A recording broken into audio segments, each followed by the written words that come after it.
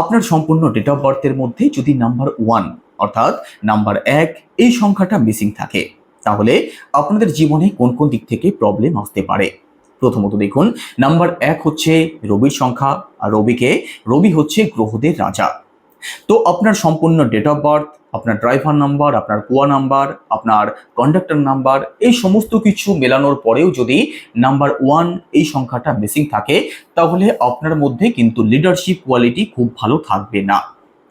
আপনার মধ্যে ডিসিপ্লিনের অভাব থাকতে পারে, পরে করব বলে কোনো কাজ ফেলে রাখা, সম্মান প্রতিষ্ঠার ক্ষেত্রে বাধা, এই সমস্যাগুলো দেখা দেওয়ার পূর্ণ সম্ভাবনা থাকবে।